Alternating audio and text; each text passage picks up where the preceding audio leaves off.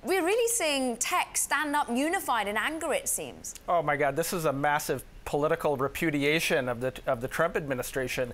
And I think two things are going on here. One is, as Caitlin said, Silicon Valley derives an enormous strength from immigrants, going back to Andy Grove at Intel, to Satya Nadella at Microsoft. Number two, these are blue state companies, and their employees, by and large, did not want to see Donald Trump president. They are reacting, very negatively to this immigration executive order, and I think they're putting a lot of pressure on their leaders to come out and take a stand. Fascinating. Many citing, of course, Steve Jobs himself was son of a Syrian. Peter, dig into us where we go next, because there's much concern building among those very same tech leaders that next is going to be the visas that are going to be analysed and maybe executive ordered against.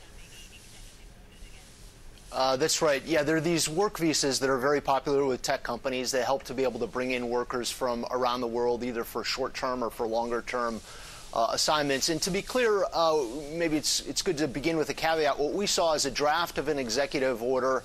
It hasn't been signed by President Trump. It may be modified before it's actually signed into law. But there are a couple things that are very clear. One, the work visa programs as they exist right now do not work to the original purpose of their legislation. And two, the changes are consistent with the kind of populist statements that President Trump has made. It looks like Trump and Congress are going to look at a variety of reforms aimed in the direction of giving American workers more priority and then paying the workers who come in from outside more money instead of bringing in lower wage workers, trying to pay them more.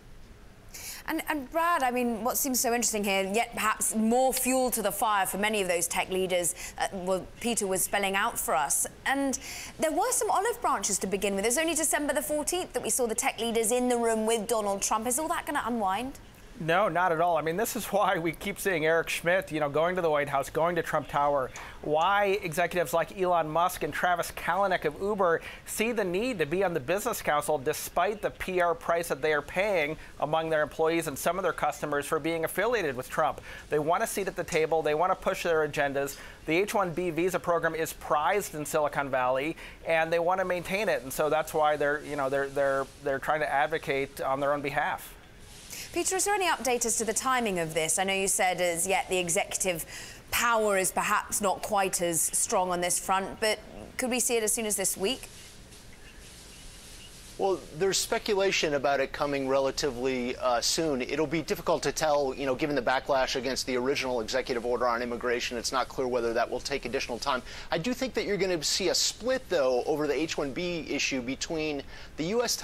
tech companies that are recruiting highly paid workers from overseas to work on kind of specialized assignments and the outsourcing companies, which have typically brought in workers that are paid less money. And I think the reforms are aimed at trying to split those two and looking at the differences between them. If there are fewer visas that go to the outsourcing companies, that actually means there may be more available to the Apples and the Googles and the other tech companies that are bringing in specialized work. And just lastly, Brad, when we're looking at some of the actions that we're seeing, I mean, Brian Chesky looking at donations, in particular to the ACLU, that seems to be an interesting tack that some of the leaders in tech community are taking, perhaps not speaking out directly against President Trump, but perhaps trying to put in place help for those, particularly their own workers. Yeah, not to interpret it all cynically, but you're seeing tech CEOs really strive to kind of demonstrate their bona fides.